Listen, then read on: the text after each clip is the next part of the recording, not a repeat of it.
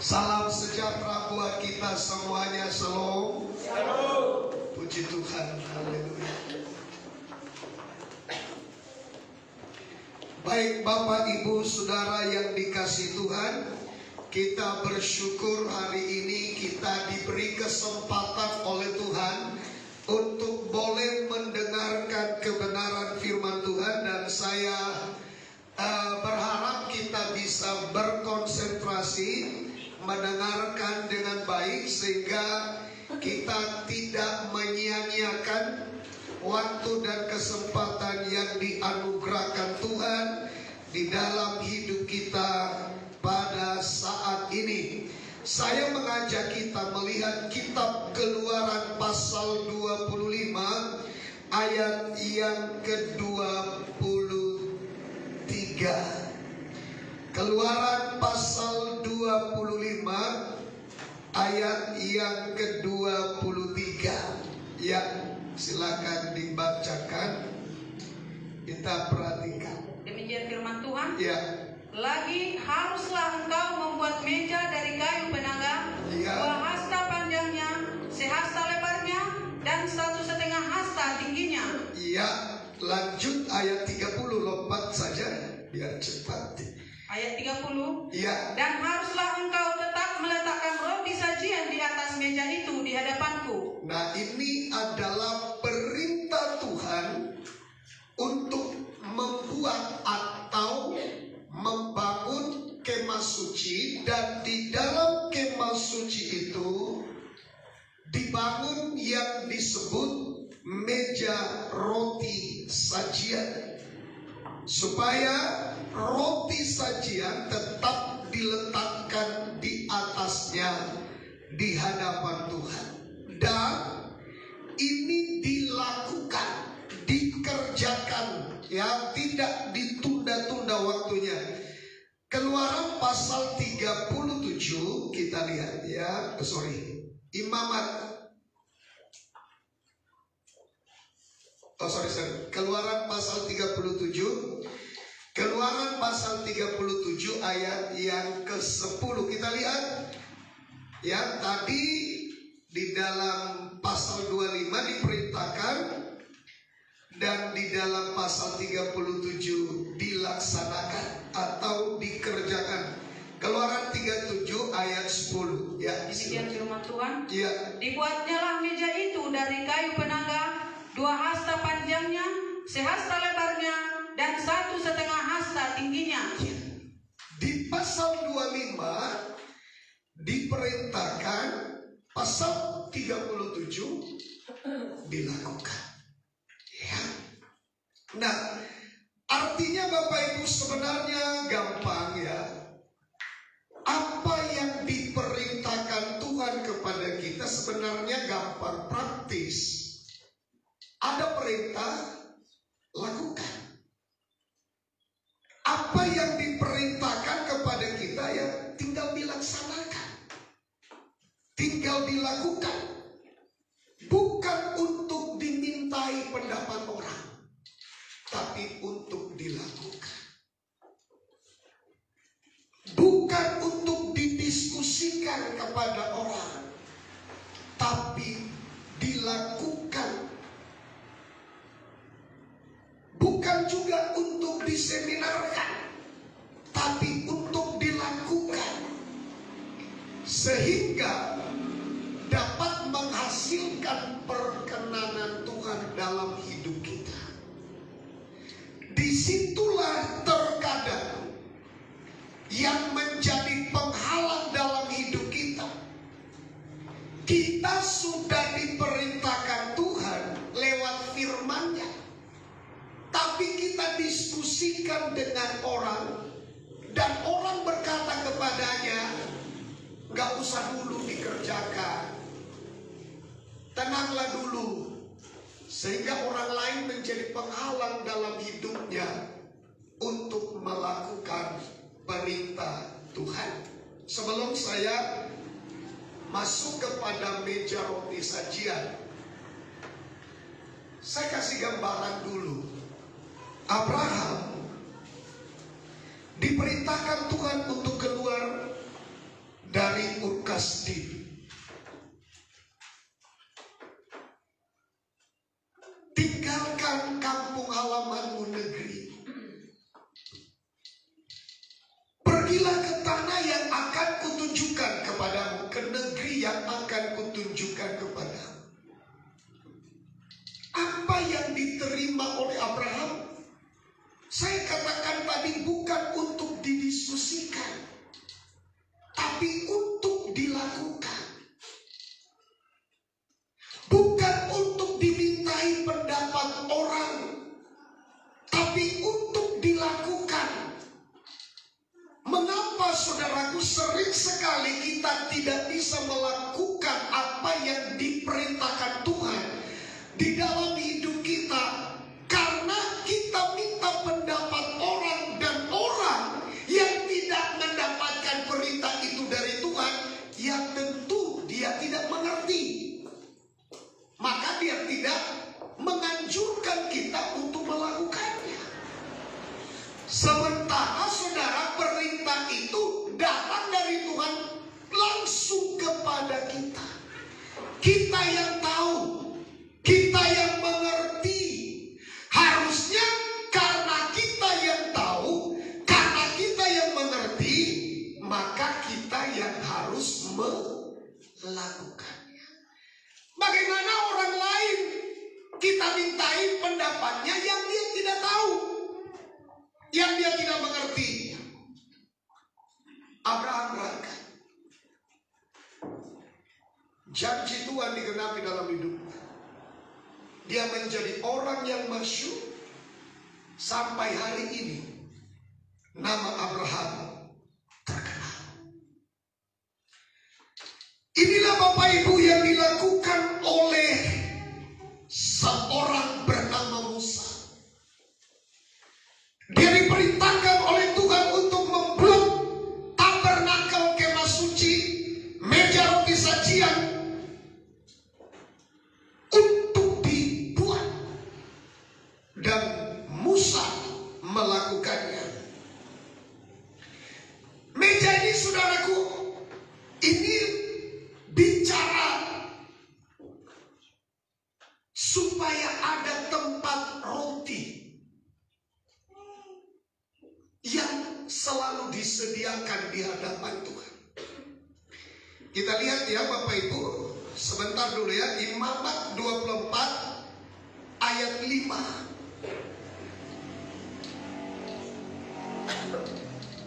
Imamat pasal 24 ayat 5. Ya, silakan. Firman Tuhan, Ya.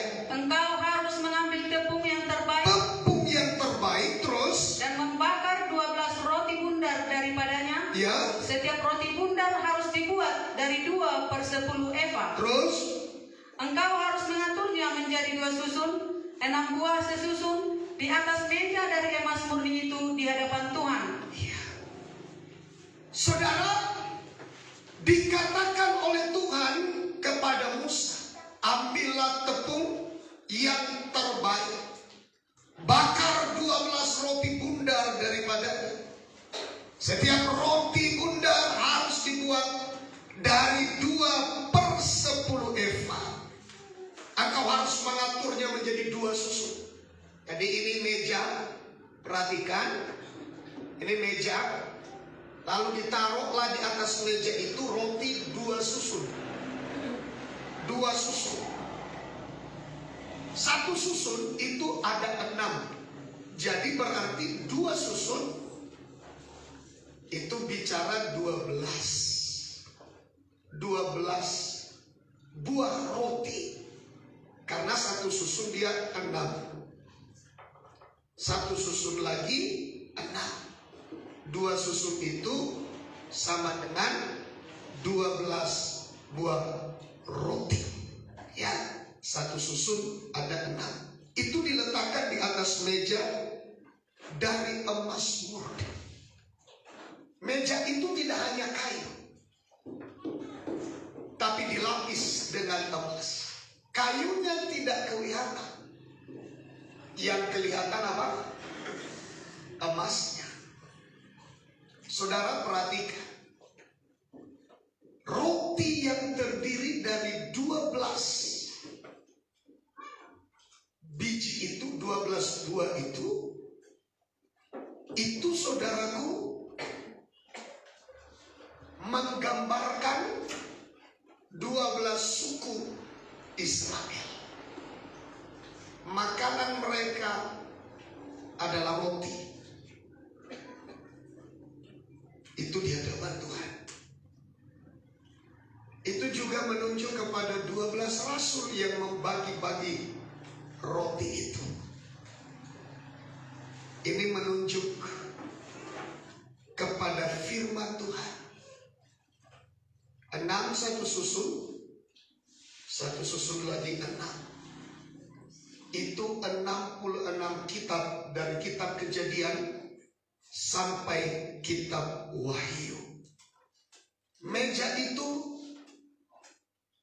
harus dilapis dengan emas, menggambarkan meja hati manusia yang di atasnya selalu tersedia makanan rohani. Itulah firman Tuhan. Meja hati kita tidak boleh yang kelihatan hanya kayunya. Meja hati kita itu tidak boleh hanya yang kelihatan adalah manusia dagingnya. Harus dilapis dengan sifat ilahi. Itulah yang murni. Kayunya tidak nampak, dia ditutup bungkus dengan emas yang murni. Daging tidak kelihatan kalau ditutup dengan sifat dan tabiat ilahi.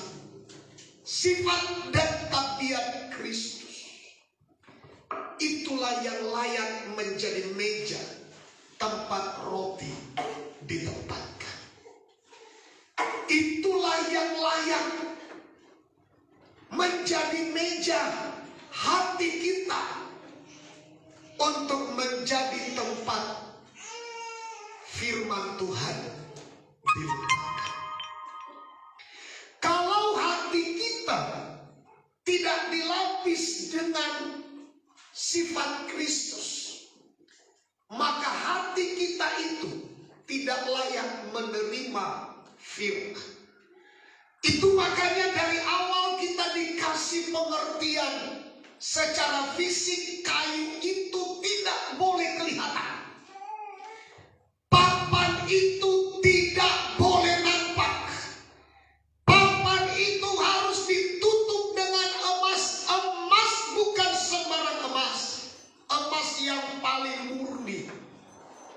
Sehingga yang nampak adalah emas murninya dan bukan kayunya. Demikian juga hidup kita. Meja hati kita harus dilapis dengan sifat Kristus. Dan tidak kelihatan, saudaraku, manusia dagingnya. Yang nampak adalah sifat Kristusnya.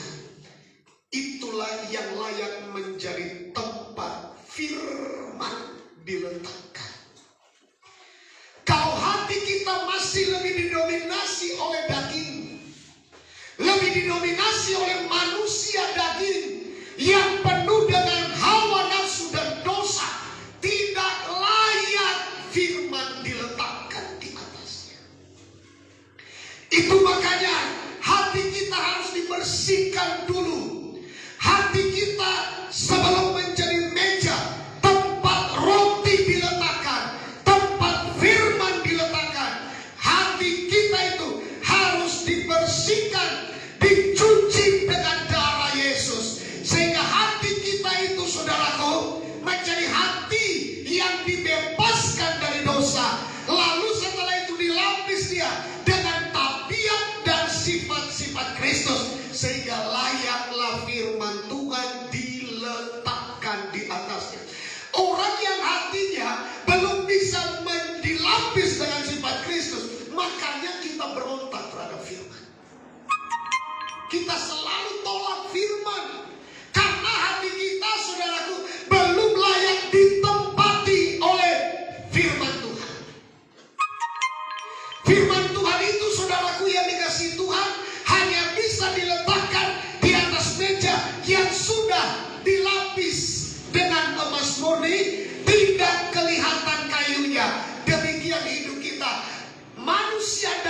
kita tidak kelihatan. Yang kelihatan adalah sifat Kristusnya. Bisa dikatakan amin? Nah Bapak Ibu, meja menunjuk kepada hati manusia yang mendapatkan kesempatan untuk diisi atau ditempati oleh firman Tuhan. Kita perhatikan yang pertama, firman Allah harus selalu ditulis di dalam hati kita. Firman Allah harus selalu tertulis di dalam hati kita. Amsal 3 ayat yang pertama. Ayat yang pertama. Amsal 3 ayat yang pertama. Silakan kita lihat. Firman Tuhan. Ya. Hai anakku, janganlah engkau melupakan ajaranku, dan biarlah hatimu memelihara perintahku. Ya. Biarlah hatimu. Ini perhatikan, hai anakku. Ini sebuah gambaran bahwa kita ini adalah anak Tuhan. Anak Tuhan yang tidak melupakan ajaran Tuhan Bapa kita. Tidak melupakan ajaran Tuhan Bapa kita. Dan firman Tuhan ini menekankan, biarlah hatimu anakku memelihara perintahku. Perintah Tuhan harus ada di dalam meja hati kita. Firman Tuhan harus ada diletakkan di atas meja hati kita. Firman Tuhan itu harus kita pelihara. Firman Tuhan itu harus kita jaga. Alkitab berkata, firman itu bagaikan mutiara yang mahal harga. Makanya Tuhan perintahkan, jangan buang mutiaramu kepada babi dan anjing. Karena dia tidak mengerti bahwa itu bernilai. Anjing dan babi tidak menghargai mutiara. Yang bisa menghargai mutiara hanyalah manusia. Dan saya mau katakan kepada kita, kalau hati kita sudah dibaharui, tahu menghargai firman Tuhan. Mari kita jaga hati kita. Mari kita pelihara firman Tuhan, perintah Tuhan, ajaran Tuhan, hukum-hukum Tuhan. Mari kita letakkan selalu di atas meja hati kita. Kita jaga, kita pelihara, kita rawat dengan baik demi kebaikan kita, dan Tuhan berkenan dengan hidup kita. Haleluya. Haleluya. Mari kita pelihara firman Tuhan. Hati kita tidak boleh ditempati oleh gosip. Hati kita tidak boleh ditempati oleh fitnah. Hati kita tidak boleh ditempati oleh iri hati. Hati kita tidak boleh ditempati oleh kedengkian. Hati kita tidak boleh ditempati oleh kebencian. Hati kita tidak boleh ditempati oleh kepahitan. Hati kita harus menjadi tempat firman Tuhan diletakkan. Jangan sampai hati kita dikuasai oleh hal-hal yang jelek, hal-hal yang buruk, hal-hal yang tidak baik, hal-hal yang tidak berkenan kepada Tuhan. Hati kita harus menjadi tempat firman Allah diletakkan. Jadikanlah hati kita menjadi tempat firman diletakkan, supaya hidup kita dapat menjadi tempat pesan Tuhan. Pesan Tuhan itu sangat penting. Kita harus rawat, kita harus jaga, supaya pesan Tuhan itu dapat kita rawat, dapat kita pelihara, dan hidup kita boleh berkenan di hadapan Tuhan. Haleluya. Hati kita harus bisa memelihara firman Tuhan. Di dalam Amsal pasal 7 ayat yang pertama sampai ayat yang ketiga, saudaraku, kita perhatikan Amsal 7 ayat 1 sampai 3. Silakan kita perhatikan ya. Demikian firman Tuhan. Ya. Hai anakku, berpeganglah pada perkataanku. Berpeganglah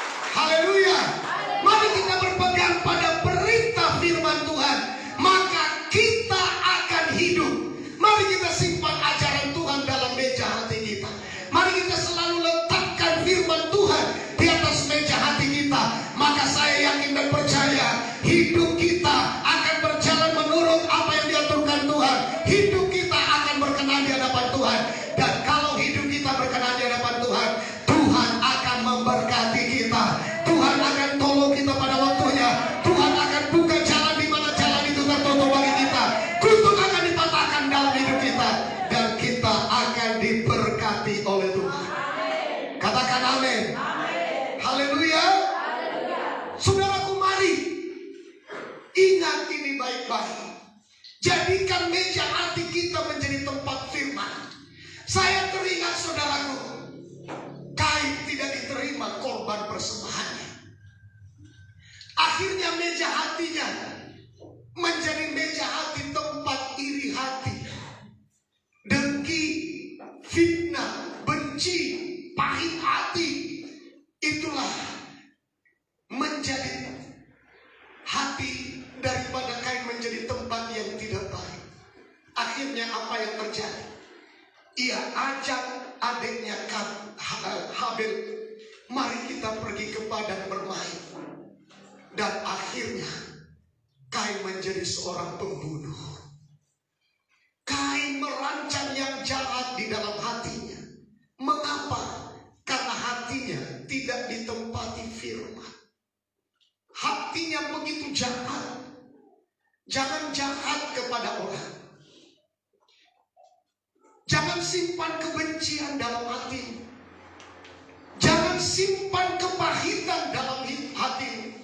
Jangan simpan iri hati, kedengkian di dalam hati. Simpanlah firman Tuhan. Simpanlah perintah Tuhan di dalam hati kita. Amin. Coba kita lihat Bapak Ibu ayat 2 sekali lagi. Ayat 2. Iya. Berpeganglah pada perintahku dan ya, engkau akan hidup. Terus simpanlah ajaranku seperti biji matamu. Ya, luar biasa. Simpanlah ajaranku. Simpanlah ajaran Tuhan dalam hatimu, sebagaimana kita memelihara biji mata. Biji mata ini, saudara, biasanya sangat kita jaga dengan baik. Begitu lewat sesuatu dari depannya, belum tentu ke arah mata kita, kita sudah tutup, betul ya? Karena kenapa? Kita begitu jaga, jangan sampai biji mata ini kena sesuatu yang bisa melukai atau menyakiti.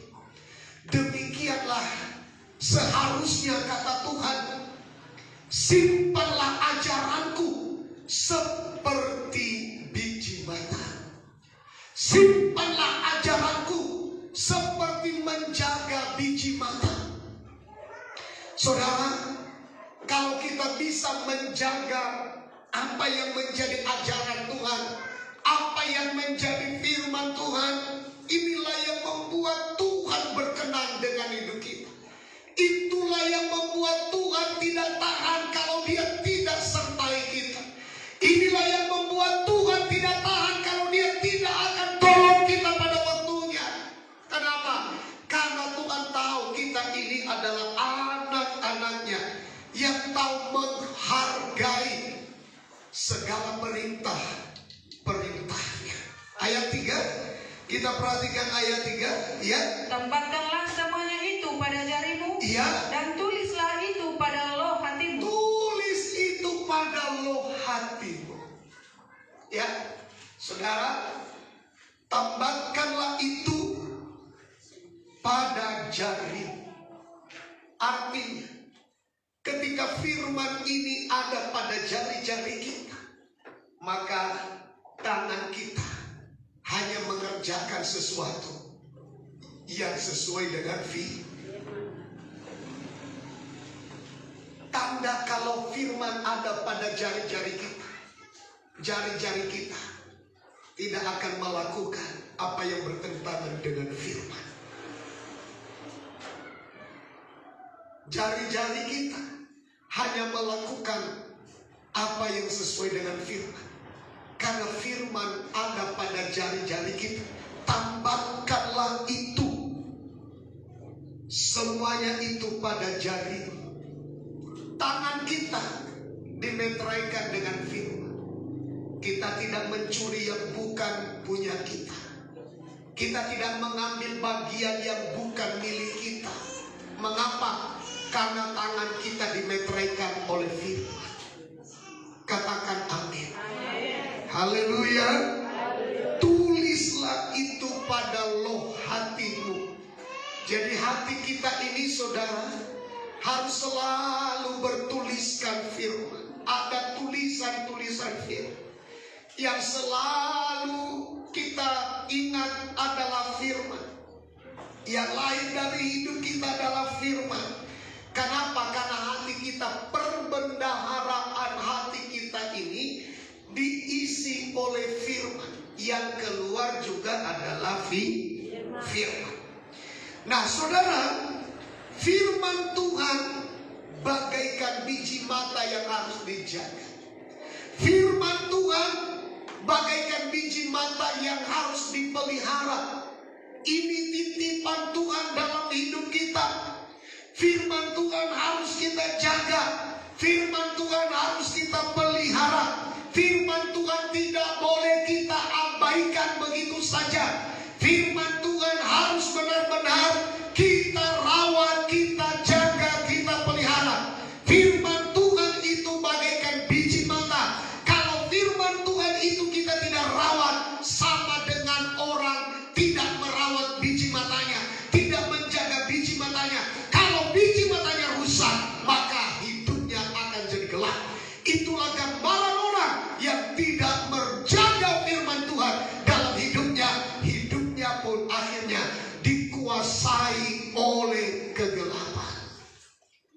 Mengapa hidup orang yang tidak menjaga firman dikuasai oleh kegelapan? Karena Alkitab berkata, firman-Mu adalah pelita bagi kakiku, terang bagi jalanku.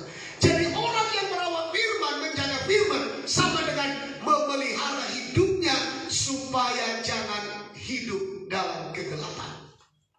Karena firman itu adalah pelita. Firman itu adalah terang yang akan menerangi kehidupan kita. Kita harus menerima firman Tuhan. Kita harus cari firman Tuhan. Kita harus kejar firman Tuhan. Kita harus bawa hidup kita datang kepada Tuhan dalam ibadah. Mengapa? Karena di dalam ibadah kita akan mendengarkan yang disebut firman. Amin. Jadi orang yang tidak mau bawa hidupnya datang beribadah adalah orang yang ingin berjalan dalam kegelapan. Orang yang datang membawa hidupnya untuk mendapatkan firman adalah orang yang ingin mendapatkan yang disebut pelita. Orang yang datang membawa hidupnya beribadah adalah orang yang mencari pelita. Orang yang mau mengambil pelita di dalam hidupnya. Itu makanya jangan tinggalkan ibadah. Ibadah itu lebih penting dari segalanya. Bapak Ibu, upayakan hidup kita selalu berada di tempat ibadah. Pagi-pagi kita udah ibadah. Mengapa kita pagi-pagi sudah bangun, sudah siap-siap, pagi-pagi belum tentu sudah sarapan. Pagi-pagi di Lintong di hutan ini sangat dingin, ya kan? Susah, bangun aja jangankan mandi, udah susah. Tapi mengapa kita pergi bawa hidup kita untuk beribadah, jumpa dengan Tuhan? Karena kita ingin supaya hidup kita jangan tinggal dalam kegelapan, tetapi hidup kita dikuasai oleh pelita. Karena firman itu adalah pelita bagi jalan kita, terang bagi kaki kita. Katakan amin. Haleluya. Luar biasa. Orang-orang Linton ini luar biasa. Amin.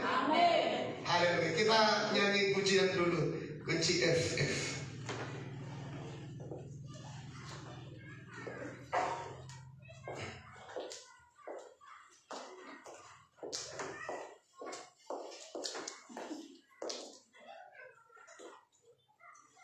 Aduh, jangan dimatikan. Puji Tuhan, puji Tuhan. Semua semangat, amin. Haleluya. Ya, sambil dibuka Ibrani 8 ayat 10.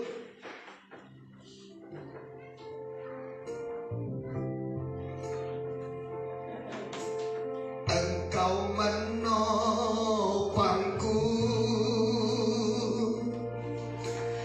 di saat ku jatuh. waktu ku berseru Tuhan, ada pertolongan.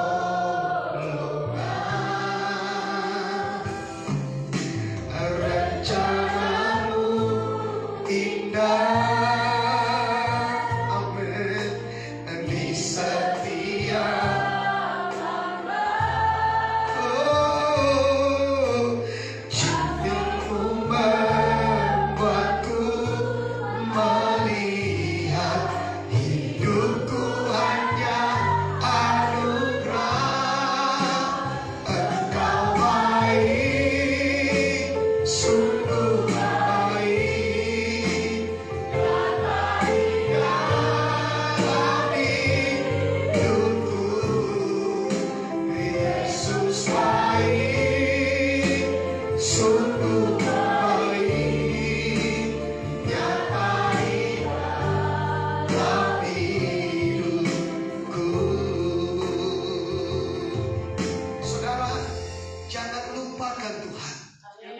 setiap langkah hidup kita, Tuhan itu baik. Tidak ada yang berkorban nyawa buat kita pada saat kita mau dihukum mati, kecuali Yesus yang pernah melakukan itu. Tapi terkadang kita lupa bahwa Tuhan itu baik. Coba perhatikan kata-kata lagu itu dari awal. Engkau menopangku di saat aku jatuh. Siapa yang tahu ketika kita dalam perjalanan jatuh, suami tidak tahu, istri tidak tahu, orang tua tidak tahu, sahabat tidak tahu. Siapa yang tahu ketika kita berjalan lagi beraktivitas, melakukan aktivitas kita? Siapa yang tahu kalau kita sedang mengalami terpeleset jatuh? Tapi nyanyian kita ini mengatakan, Engkau menopang aku di saat aku jatuh. Hanya Tuhan yang ada dimanapun kita berada. Hanya Tuhan yang mengerti keadaan kita. Hanya Tuhan yang mengerti bahasa-bahasa yang kita ungkapkan tapi belum terucap masih dalam hati kita. Bahasa gerakan kita, bahasa air mata kita, bahasa bohi ini muka kita ini nampak itu sebuah bahasa yang sebenarnya dimengerti oleh Tuhan. Wajah lagi sedih Tuhan ngerti, tapi belum tentu suami tahu, belum tentu istri tahu, belum tentu anak tahu, tapi Tuhan Yesus tahu. Ini sebuah bahasa. Tuhan sedang memahami kita dalam seluruh gerak kehidupan kita. Waktu kita berseru, Tuhan ada pertolongan. Jangan tinggalkan Tuhan. Tuhan di atas segala-galanya.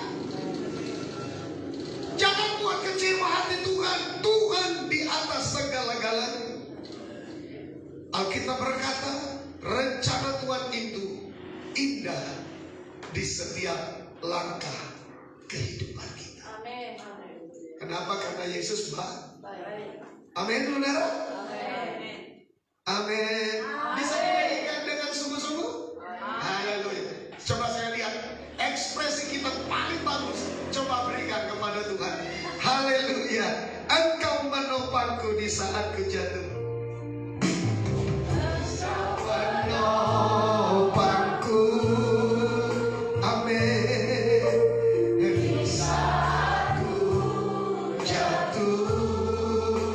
Waktu ku berseru.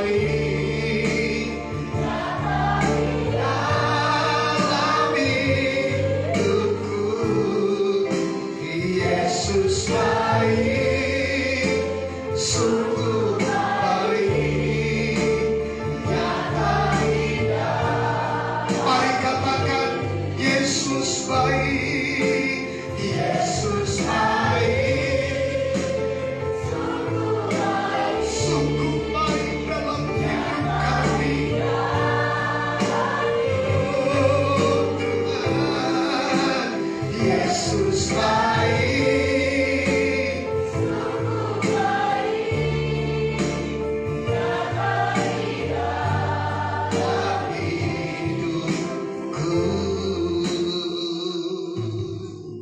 Jadi Bapak Ibu, mari kita bawa hidup kita datang kepada Tuhan untuk menerima yang disebut pelita. Itulah firman. Supaya hidup kita jangan tinggal dalam kegelapan, tetapi di dalam terang Tuhan, ya. Nah, kita harus terima firman Tuhan. Coba kita buka Ibrani pasal 8 ayat yang ke-10. Ibrani pasal 8 ayat yang ke-10. Silakan Ibu. Firman Tuhan. Ya. Maka inilah perjanjian yang kuadakan dengan kaum Israel sesudah waktu itu. Terus, Demikianlah firman Tuhan. ya. Aku akan menaruh hukumku dalam akal budi mereka. Aku akan menaruh hukumku dalam akal budi mereka. Terus, Dan menuliskannya dalam hati mereka. dan dituliskan di dalam hati mereka. Terus, Maka aku akan menjadi Allah mereka, dan mereka akan menjadi umatku. sering sekali kita mengiring Tuhan. Menurut kita mengiring Tuhan. Menurut kita menyembah Tuhan. Tapi Tuhan sendiri tidak pernah mengakui kita sebagai umatnya. Saudaraku yang dikasih Tuhan, mari kita renungkan baik-baik ini. Kapan kita jadi umat yang sesungguhnya bagi Tuhan? Kapan Tuhan itu benar-benar menjadi Tuhan bagi kita, menjadi Allah bagi kita secara sungguh-sungguh, secara sah? Kapan, saudara? Saat Dia menaruh hukumnya di dalam hati kita, di dalam akal budi kita. Saat Tuhan menuliskan hukum-hukumnya di dalam hati kita. Pada waktu itu Alkitab berkata, maka aku akan menjadi Allah mereka. Tapi kalau kita menolak hukumnya, kalau kita menolak perintahnya, kalau kita menolak firman-Nya, Tuhan tidak mau jadi Allah Tuhan dalam hidup kita.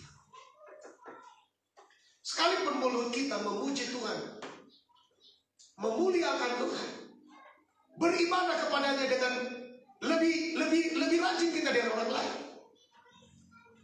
tapi kita menolak firman, kita melawan firman, kita tidak sungguh-sungguh melakukan firman, maka Tuhan tidak akan pernah mau jadi Tuhan bagi kita. Tuhan tidak akan pernah mau mengakui kita sebagai umat. Seandainya Abraham disuruh pergi keluar dalam Kejadian 12, pergilah Abraham ke negeri yang akan kutunjukkan kepadamu. Tinggalkan negeri, tinggalkan kampung halaman, tinggalkan rumah ayah dan ibu, tinggalkan sanak saudara. Seandainya Abraham tidak pergi, maka hidupnya tidak pernah menjadi bapa orang percaya. Abraham tidak pernah masyhur seperti yang kita kenal sekarang. Abraham dikenal di seluruh dunia. Orang Kristen seluruh dunia mengenal Abraham. Orang Islam di seluruh dunia mengenal Abraham. Mengapa Abraham begitu populer? Karena ia mau menjadi pelaku firman. Mengapa saudaraku Musa berkenan kepada Tuhan? Salah satunya adalah diperintah membangun tabernakel, ia bangun. Diperintah buat meja roti sajian, dia buat. Dia tidak minta pendapat orang, karena belum tentu mereka setuju dengan apa yang diperintahkan Tuhan. Saudara, belum tentu tetangga kita setuju dengan apa yang dikatakan Tuhan kepada kita. Kalau kita minta pendapat mereka, maka mereka akan menghalangi kita melakukan perintah Tuhan. Maka saya mau katakan, firman Tuhan yang diperintahkan kepada kita bukan untuk didiskusikan, untuk dilakukan. Amin. Haleluya. Katakan amin. Bahkan yang paling berat, saya mau bilang ini tidak gampang. Yang paling berat apa itu? Tuhan minta anak satu-satunya, anak tunggal Abraham, namanya Ishak. Abraham, bawalah anak itu ke gunung yang akan kutunjukkan kepadamu, dan persembahkanlah ia bagiku sebagai korban bakaran. Saudara tahu yang disebut korban bakaran itu? Disembelih, ditaruh di atas mesbah, dibakar untuk Tuhan. Saudara, berapa puluh tahun Abraham menunggu satu anak itu, sampai istrinya tidak sabaran. Ia sodorkan pembantunya Hagar. Nah, tiduri hambaku ini, biar dia melahirkan anak untukku. Dan Abraham meniduri hambanya itu, budak si Sarah itu. Dan lahirlah seorang anak laki-laki bernama Ismail. Itulah menjadi masalah sampai hari ini. Kalau kau tidak sabar menunggu firman Tuhan, kalau kau tidak sabar menunggu firman Tuhan digenapi, maka tindakanmu akan menjadi masalah di masa yang akan datang. Coba lihat hari ini, apa yang terjadi? Orang Kristen menjadi sasaran. Salah satunya adalah dari kebencian keturunan Ismail. Keturunan Ismail yang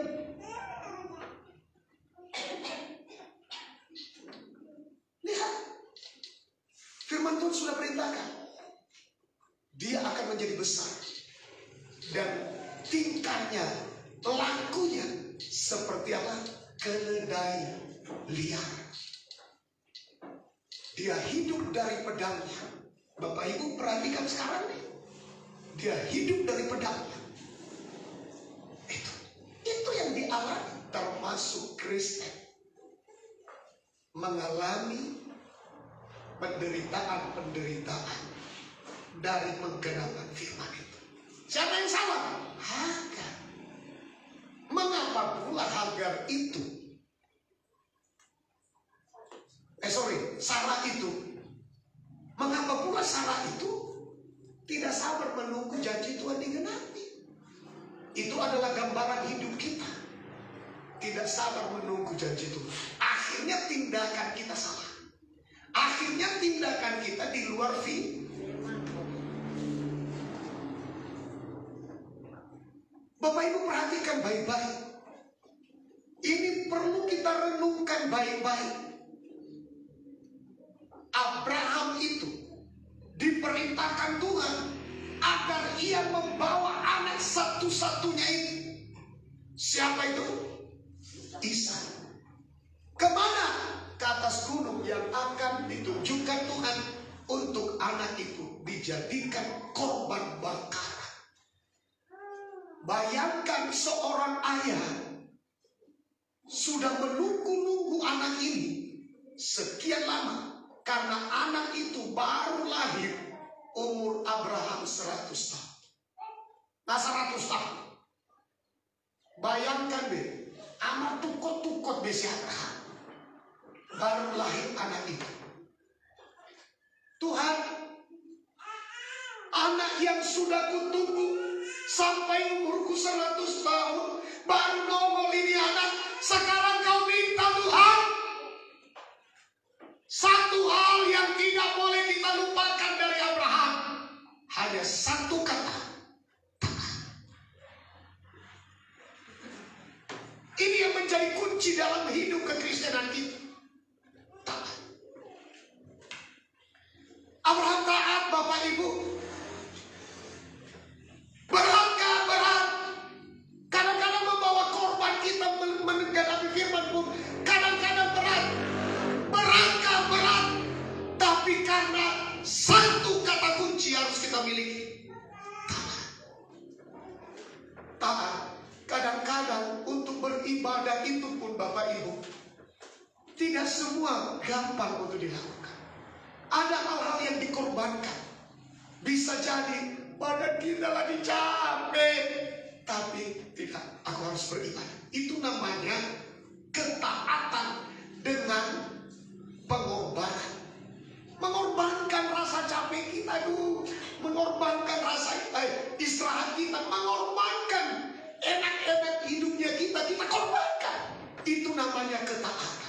Dan itulah korban yang paling harum di hadapan Tuhan. Itulah korban yang paling harum. Karena kenapa? Tuhan tahu kok kalau kita ini lagi capek, tapi kita datang beribadah kepada Tuhan. Tahu kalau kita ini lagi pegal-pegal badan kita.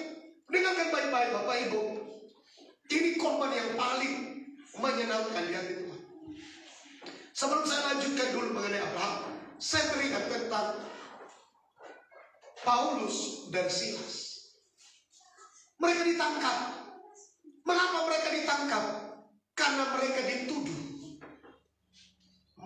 mau merombak kebiasaan mereka, kebiasaan orang Yahudi. Orang Farisi, ahli Taurat, mereka marah. Mereka tangkap Paulus dan Silas. Mereka pukul, mereka cambuk, dan tubuh mereka sudah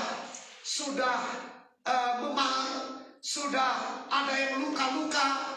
Barangkali darah mereka sudah mulai keluar. Karena pada waktu itu, zaman dulu, pelanggaran terhadap agama daripada Yahudi itu saudara dihukum, bisa jadi dihukum sampai mati. Dan ada hukuman yang paling mengerikan bagi mereka, adalah hukuman cambuk. Hukuman cambuk 40 kurang 1, 39 kali. Itu targetnya 40. Kenapa harus kurang 1? Karena targetnya 39 sudah mati. Paulus dan Silas itu dicambuk. Setelah itu dibawa masuk ke dalam penjara, dipasung mereka, kaki dan tangan mereka. Kaki dipasung, tangan dirantai. Dengarkan baik-baik Bapak Ibu. Tapi ada hal yang menjadi pelajaran bagi kita. Ada hal yang tidak boleh kita lupakan. Ada hal yang perlu menjadi teladan bagi kita. Ada hal yang perlu kita contoh dari kehidupan mereka. Pada waktu mereka rasa sakit, tidak salah, tapi mereka dipukuli. Tidak salah, tapi mereka ditangkap. Tidak salah, tapi kaki mereka dipasung, tangan mereka dibelenggu. Saudara, mereka ditempatkan paling dalam di dalam penjara itu. Bapak Ibu, satu hal yang tidak boleh kita lupakan adalah tengah malam. Dengar, tengah malam mereka bangun. Mereka memuji Tuhan, mereka menyembah Tuhan, dan Alkitab berkata hadirat Tuhan turun, dan itu pintu penjara bergoncang karena terjadi gempa di sekitar penjara itu, dan tiba-tiba pintu penjara terbuka dan semua ikatan pada tangan dan kaki mereka terlepas, dan datanglah kepala penjara. Dia ambil pedangnya, dia bunuh diri. Paulus bilang, jangan kau apa-apakan diri. Kami belum lari, kami tidak akan lari, kami masih di sini. Mengapa kepala penjara mau bunuh diri? Karena dituntut kepada dia kalau orang-orang tahanan itu melarikan dia. Dia yang harus bertanggung jawab. Jadi pikirnya hukumannya berat, lebih baik aku bunuh diri.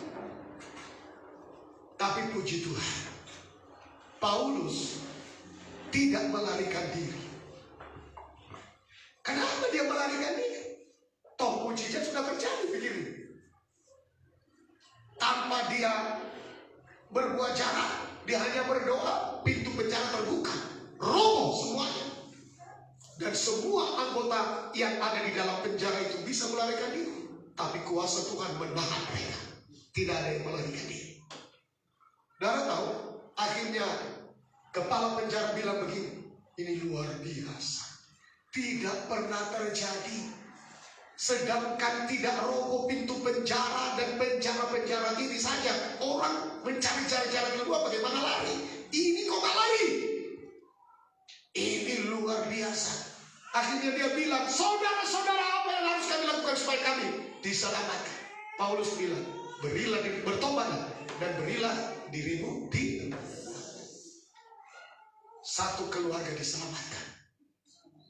Oleh karena ada yang berkorban, tubuhnya sakit, tapi tidak menuntut apa-apa sama Tuhan. Kesakitan tubuhnya, tapi bangun pada tengah malam hari, mereka berdoa.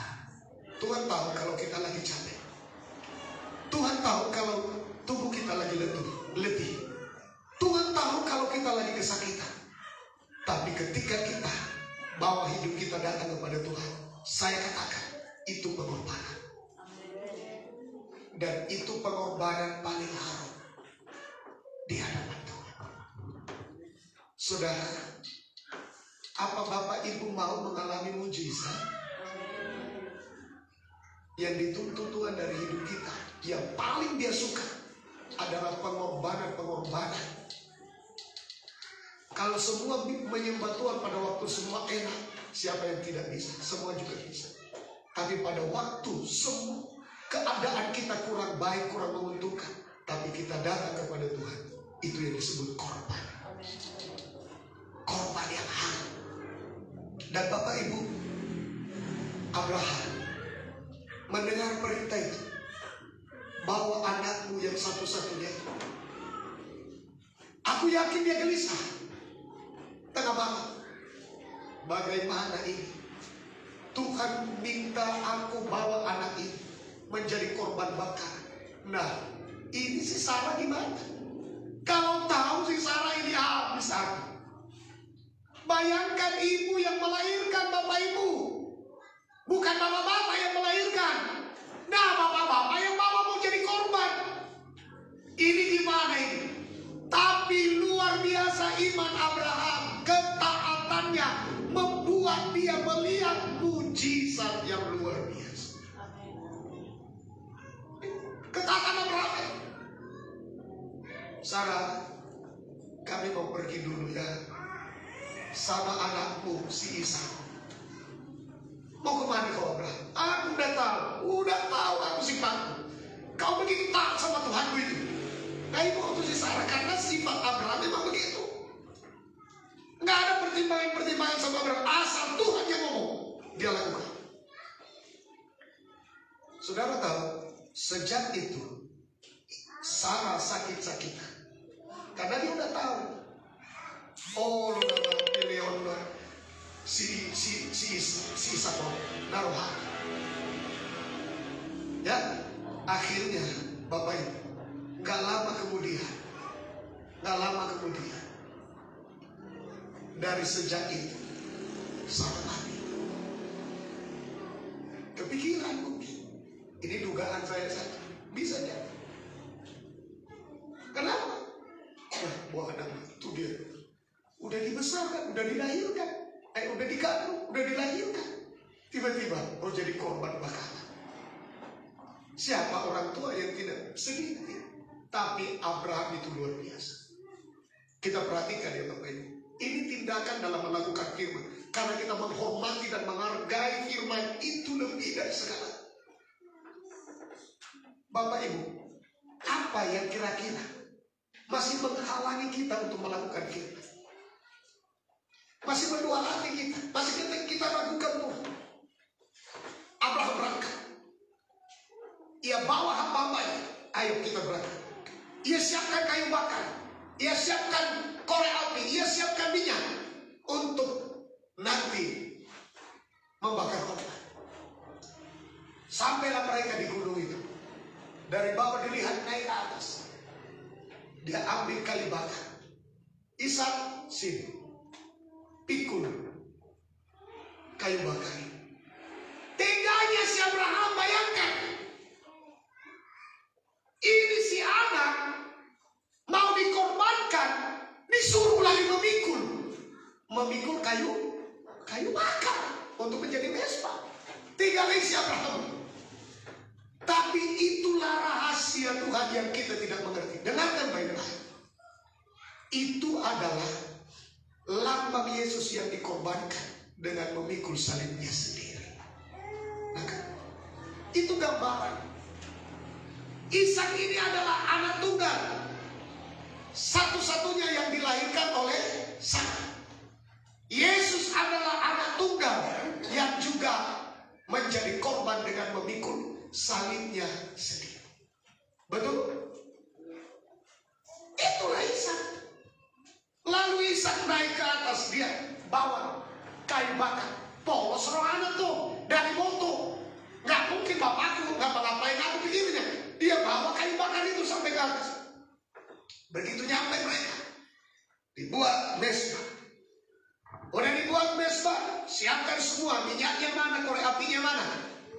Lalu saudara, Ishak bertanya, "Bapak, ya, kayu bakar sudah ada, korek api sudah ada, korban bakarannya mana Bapak?" "Tenang anakku, tenang. Tuhan yang menyediakan korban baginya."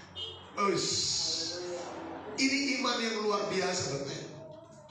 Di sisi lain hatinya, saudara, "Sebentar lagi anakku, kau akan disembelih." Kan begitu. Di sisi lain dia berbicara, Tuhan yang menyediakan korban baginya anak. Setelah itu, Bapak Ibu tahu, dia ikat kaki Ishak, dia ikat tangan si Ishak, dia angkat si Ishak, dia letakkan di atas mezbah itu. Saudara, tanpa berpikir panjang, dia begitu taat sama Tuhan.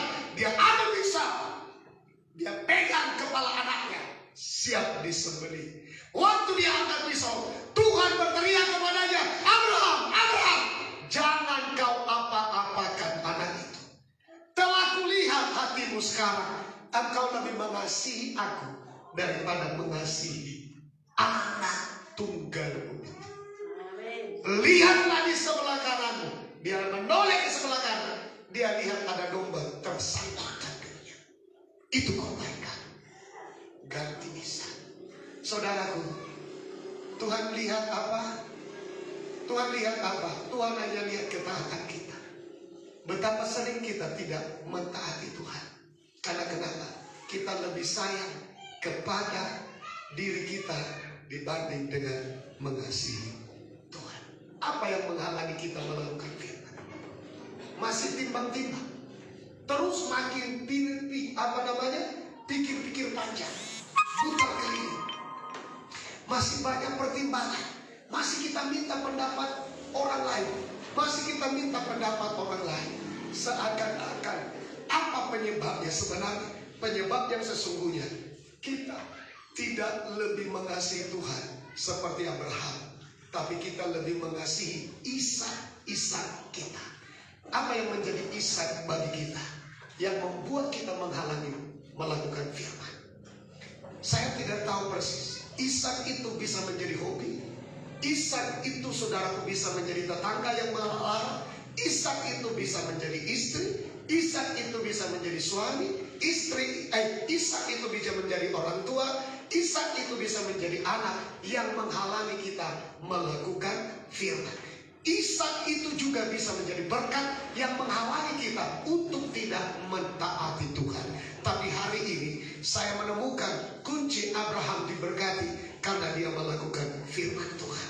Kunci Musa diberkati, disertai Tuhan. Ia taat. Firman Tuhan datang, ia taati. Ia melakukan firman. Mari lakukan firman, kerjakan firman, maka Tuhan akan menerima kita sebagai umatnya, dan dia mau menjadi Tuhan bagi kita sebagai umatnya. Kalau ia menjadi Tuhan dalam hidup kita, ia akan sertai kita, ia akan lindungi kita, ia akan tolong kita pada waktunya. Dan Alkitab berkata, bagi Tuhan tidak ada yang mustahil. Dia bisa lakukan perkara-perkara ajaib dan dahsyat di dalam hidup kita. Tuhan Yesus memberkati. Sampai di sini firman Tuhan. Haleluya. Kita bangkit berdiri bersama-sama. Haleluya, haleluya, haleluya. Kita